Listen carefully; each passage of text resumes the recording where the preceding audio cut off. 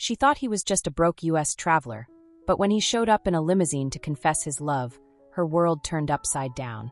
"Excuse me," came the unfamiliar voice, low but clear, tinged with an American accent. Soyeon looked up from her ledger, her pen pausing mid-word. The sun was beginning to set behind the cliffs, casting long shadows across the small wooden porch of her seaside inn. The man standing at her front gate was out of place, dusty jeans, torn backpack slung over one shoulder, and a denim jacket faded from wear. He looked like he hadn't slept in days.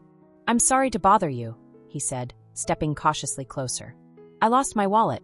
I've been traveling across Europe and got separated from my group." Soyeon narrowed her eyes, instantly alert. "And you ended up here, in a fishing village with no train station, no direct bus routes, and no tourists this time of year?" The man raised both hands, half smiling. "It's a long story." "I'm sure it is," she said, standing and crossing her arms over her chest. "What do you want?" "A place to sleep. Just for the night," he said. "I'll work for it. Clean the floors, fix something. I just need a roof until morning." Soyeon glanced around. The town was small, quiet, and the last thing she needed was trouble. The last time she trusted a stranger who just needed a night, she'd ended up chasing a drunk out of her pantry with a broom. "No vacancies," she said curtly. "Your sign says rooms available," he pointed out. She arched a brow. "Not for wanderers with no ID and a sob story." He blinked, then nodded slowly. "Fair enough. Sorry to bother you." Turning on his heel, he walked away without protest, heading toward the cliffside path. Soyeon watched him for a moment, heart hardened by experience, then turned back inside. It wasn't until 2 hours later, when the wind began to howl and rain fell in sheets across the coast, that she saw him again. Through the window, his silhouette sat hunched on the wooden bench beneath her awning, his jacket pulled tight around him, head bowed against the storm. "Damn it!" With a curse under her breath, Soyeon grabbed a towel and opened the door. "Hey!" The man looked up, his face pale and lips tinged with blue. She sighed heavily. "Come inside before you drown." He dried off by the fireplace while she made tea in the kitchen, muttering to herself the entire time. She brought him a steaming mug, placing it on the table without looking at him. "Thank you," he said quietly. "Don't thank me," she replied. "You're sleeping in the storage room. Don't touch anything. Don't steal anything. And don't think I won't call the police if you try anything stupid." He smiled despite himself. "Understood." She gave him a glance. "What's your name?" "Taehyun." "That all you're going to give me?" "For now," he said, shrugging. "I'll earn the rest." By morning, the rain had passed, and so had most of Soyeon's irritation. Taehyun had woken early, cleaned the common room without being asked, and even chopped wood for the fire. She found him stacking logs by the shed when she came outside, a towel draped over his shoulder, his hair still damp. "You're not afraid of work," she admitted. "Nope," he said. "Not afraid of much, actually. Except maybe cats. They're shifty." She smirked. He stayed another night. Then another. Each day, he fixed something that had long been left broken: leaky faucets, creaky steps, the cracked window in room 4. He cooked simple meals for the two of them. And though he never said much about himself, he listened when she talked. It was strange having someone around. For 2 years since her mother's death, Soyeon had run the inn alone, turning down offers from corporations to buy it, refusing to turn her home into another overpriced resort. She didn't trust easily. Not after what happened with Mark. But Taehyun was different. She still didn't trust him. Not completely. But she noticed the way he never asked for anything. Not even when his boots were soaked or when his hands blistered from hammering boards. He never crossed boundaries, never pried into her life. He just existed quietly, like he had all the time in the world to wait for her to make up her mind about him.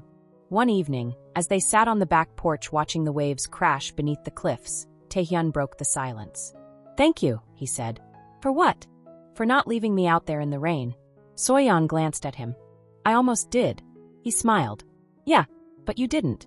She didn't reply, but something warm flickered in her chest. Maybe it was the firelight. Maybe it was the way he looked at the sea, like it held secrets only he could hear. Maybe it was the way she had started to wait for him in the mornings without even realizing it. Whatever it was dangerous. And she wasn't ready for dangerous. Not yet.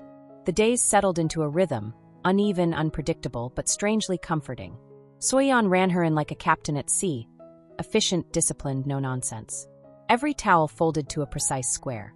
Every booking logged, color-coded. Breakfast served at 7:30 sharp. No exceptions.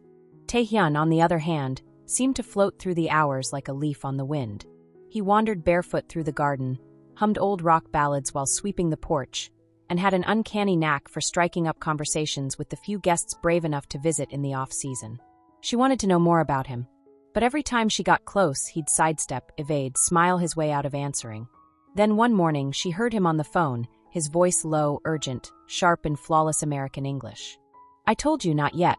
No, I'm not ready to come back. I need more time. Yeah, I know what's at stake.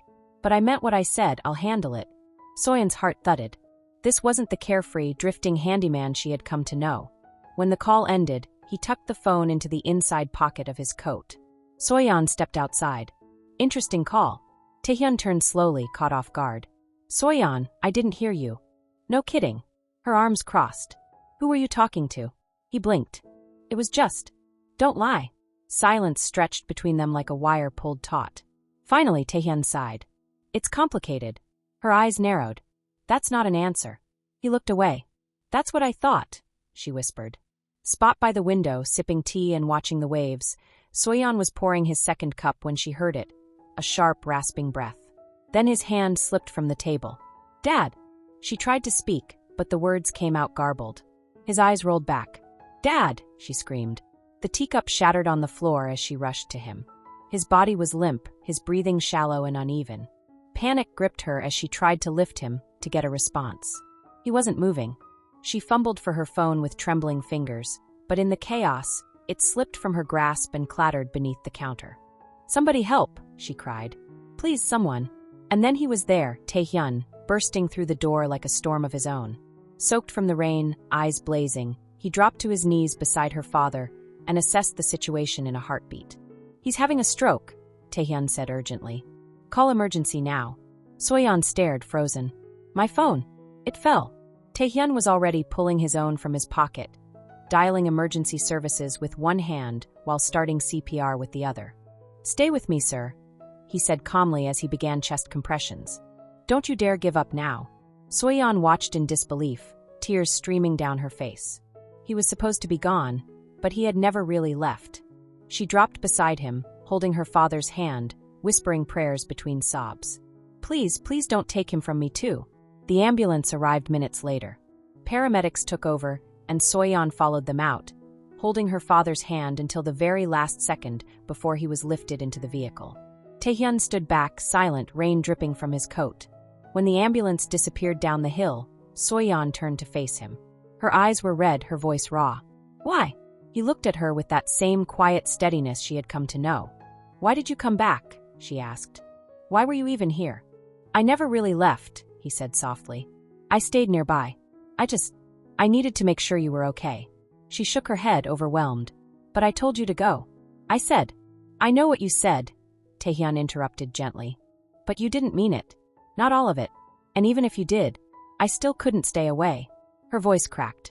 "You saved his life." Taehyun took a step forward, eyes searching hers. "Because he's your father. And you're not just someone I lived with. You're not just some innkeeper in a town I stumbled into." "Then what am I?" she asked, voice barely a whisper.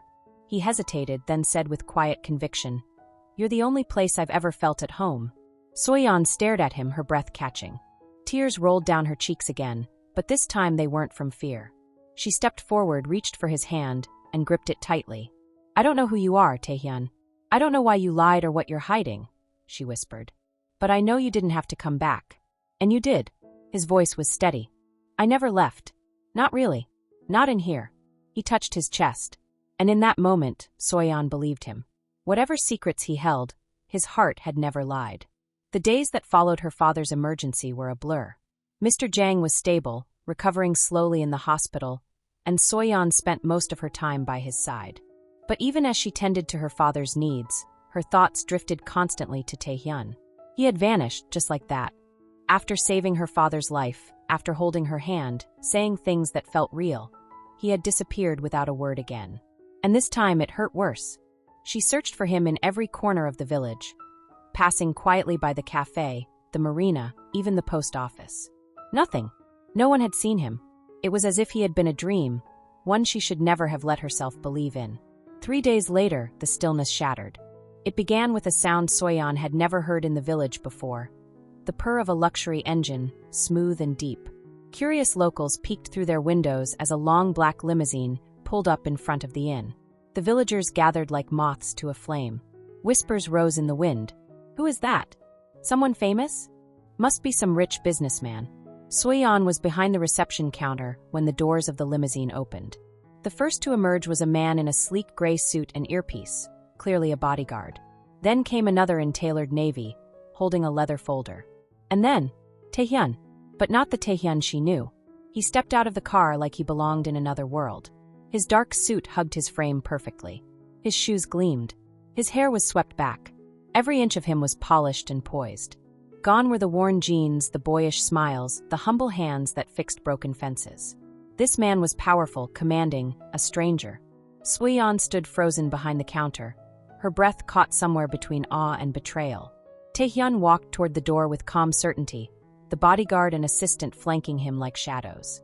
When he entered, the bell above the door jingled softly, an oddly ordinary sound in the midst of something so surreal. He paused at the threshold, his eyes searching for her. When they met hers, something flickered in his expression. "Soyeon," he said softly. She didn't respond. Couldn't. Her legs locked beneath her. The townsfolk outside whispered furiously. "Why are you here?" she finally asked, her voice cool, controlled. "I came to explain," he said. "Explain what?" she snapped. "That you've been lying to me from the moment we met?" "I never lied," he said gently. "I just didn't tell the whole truth." Her laugh was dry. "That's the same thing." He stepped closer. "My name is Taehyun Choi. My family owns Choi Industries based in Seoul." Soyeon blinked, stunned. "I needed to get away," he continued. "From the expectations, the politics, the image. I wanted to see the world without being followed by cameras or catered to by assistants. I wanted something real." She clenched her fists. "So you decided to play the poor traveler and land in my inn?" "No," he said. "That part wasn't planned. I got lost, literally. I was supposed to meet a friend in Busan and ended up taking the wrong train. When I found this village, it felt peaceful. I was going to stay one night. And instead you stayed in my home," she said.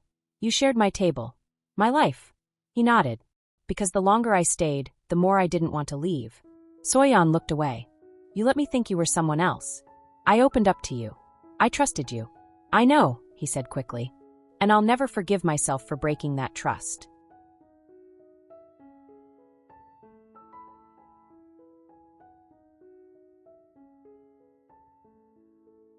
Don't forget to like, comment, and subscribe. See you next time with more exciting and sincere stories. Turn on notifications so you don't miss a single story.